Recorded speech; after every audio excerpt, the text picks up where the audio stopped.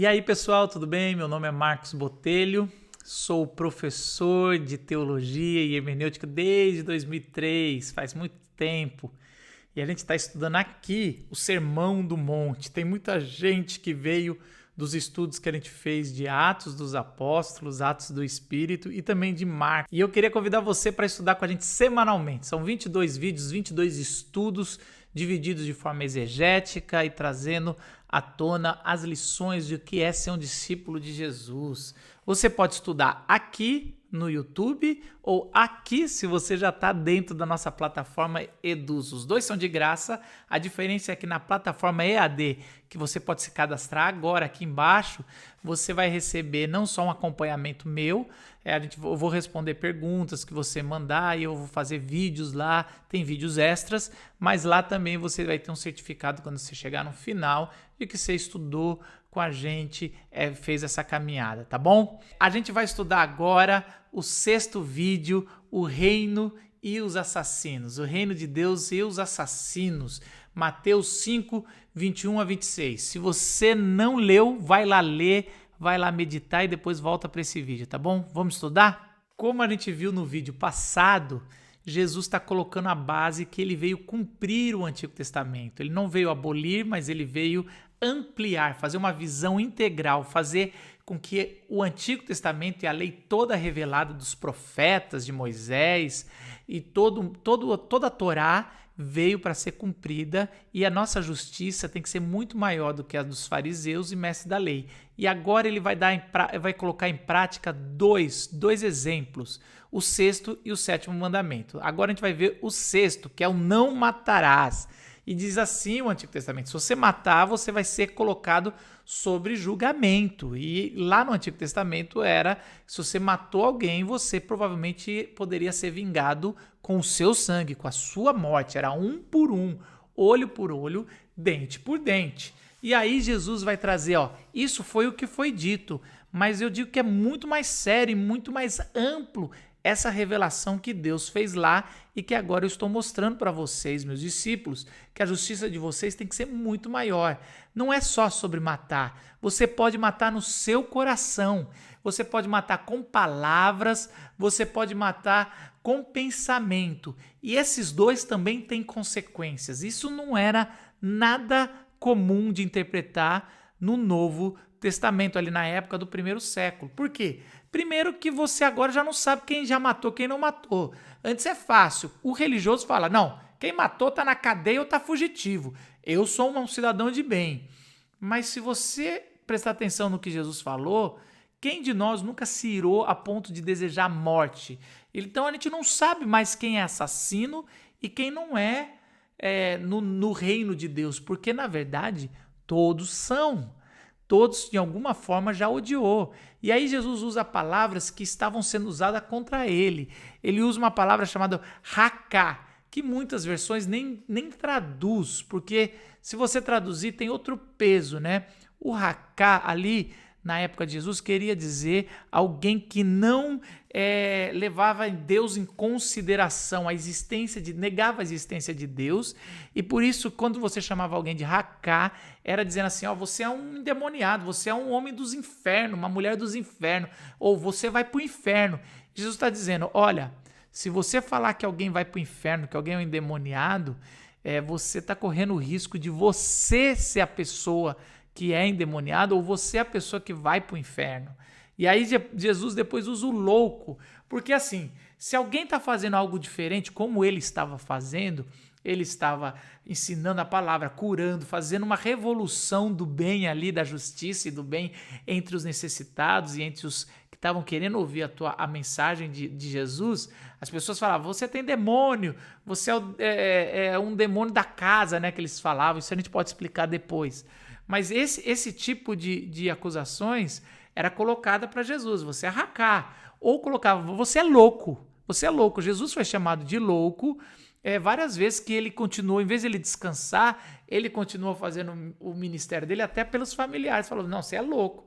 Então assim, quando alguém está fazendo algo diferente, a gente com raiva porque essa pessoa não pensa igual a gente, não é igualzinho a gente às vezes chama ele de, esse cara aí não tem Deus, ou é um endemoniado, ou chama ele de um louco. E Jesus fala, cuidado, essa ira aí que fica chamando os diferentes de pessoas sem Deus, que vão para o inferno, ou de loucos, pode ser que você não esteja chegando o Espírito Santo neles e você esteja matando no teu coração e talvez você é o que vai para o inferno por fazer isso. Jesus é muito claro isso. Ele está dizendo, não adianta ser zeloso e não matar ninguém e ser um religioso que fica toda hora matando os outros com palavras e pensamentos. É nesse zelo que Jesus vai trazer 2 exemplos, claro, que vai mostrar como a gente às vezes mata sem matar, né? Ou mata no coração ou em palavras.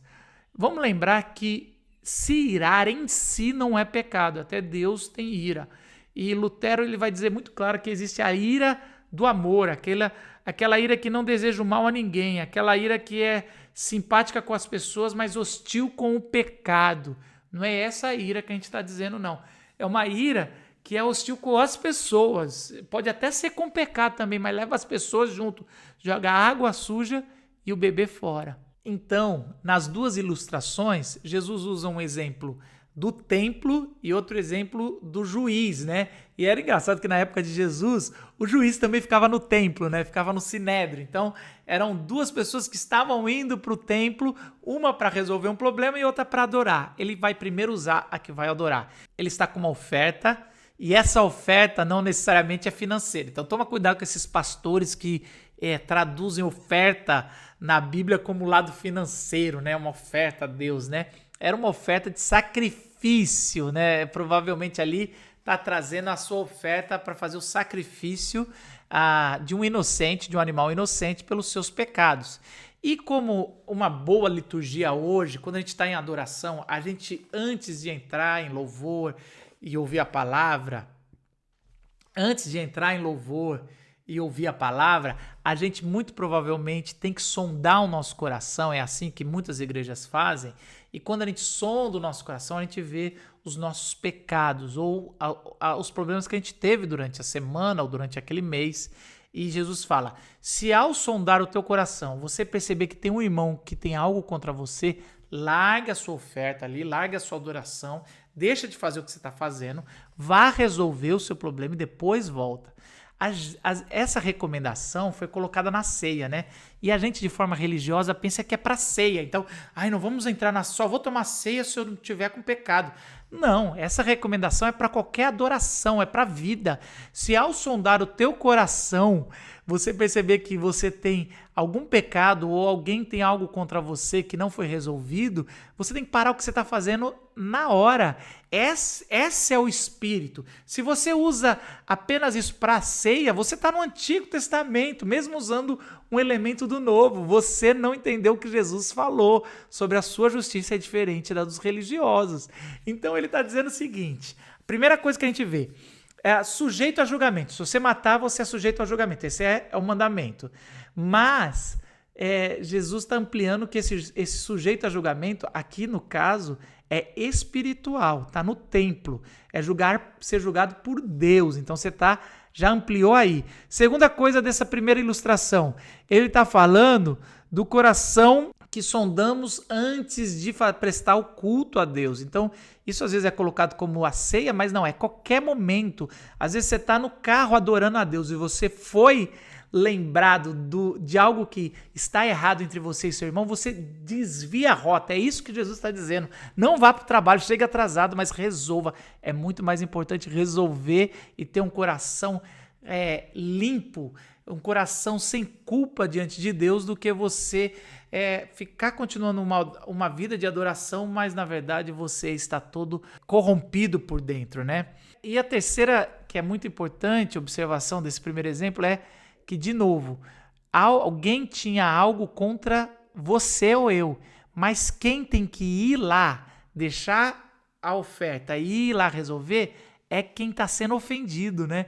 A gente sempre pensa, ou os religiosos sempre pensam, que, não, eu tenho algo, mas foi ele que fez coisa errada. Quando ele não vier, é ele que tem que vir pedir perdão. Não é assim que funciona no reino de Deus. A retratação acontece por aqueles que são discípulos de Jesus. Não necessariamente por quem é culpado, e sim por quem foi restaurado. Então, se você é um discípulo de Jesus e lembra de alguma coisa que alguém fez de errado, vai lá conversar, vai lá falar, ó, já te perdoei e restaura isso. E aí Jesus usa o segundo exemplo, que é um exemplo jurídico. Se você está indo para o juiz ou foi intimado para uma audiência com o juiz, Jesus fala o seguinte: vá e resolva esse problema no caminho. Não deixa o juiz dar o veredito. Ah, vou ver, ele vai ver que tem razão, às vezes não. E Jesus ele dá de novo, vai ser julgado. Ele fala assim: o julgamento que você receber dos homens, eu não vou tirar, você vai pagar até o último centavo. Por que ele fala isso? Primeiro que ele mostra que o nosso julgamento é muito acima dos religiosos, quanto mais das pessoas comuns. Então, ele está colocando o seguinte: nossa justiça é muito maior do que a do mundo, por isso nosso zelo também é. Então, quando a gente chegar no caminho de ter uma divergência que está indo para a justiça comum, a gente tem que conversar falando, olha, isso que está acontecendo não é certo. Eu mesmo tenho um zelo muito maior do que essa justiça. A gente não pode pegar uma instância menor para tratar de alguma divergência de uma instância maior. E qual é essa instância maior? Não é o Supremo Tribunal, é Jesus Cristo, a justiça do reino. Então ele está dizendo o seguinte: se você recorrer para uma justiça menor, para uma instância menor, você vai ficar lá.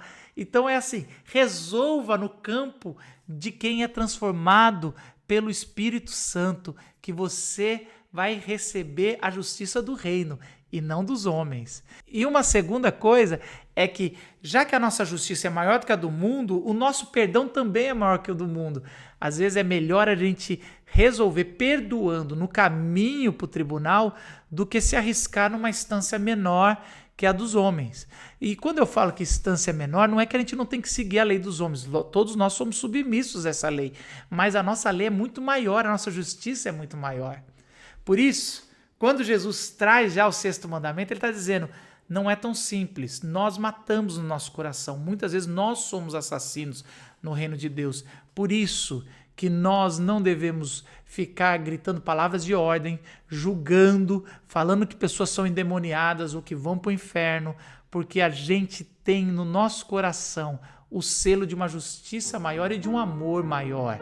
E nós, ao fazermos alguma coisa errada, ao matarmos no nosso coração, nós devemos ir e nos retratar, mesmo que a culpa não seja sua nem minha. Que essa justiça do reino de Deus possa ser derramado sobre a sua vida e que você possa viver em paz e viver em harmonia com seus irmãos e com a sua sociedade. Deus abençoe. Gente, o próximo vídeo é o reino de Deus e o adultério. Vai lá estudar, é Mateus 5, 27 a 30. A gente se vê lá.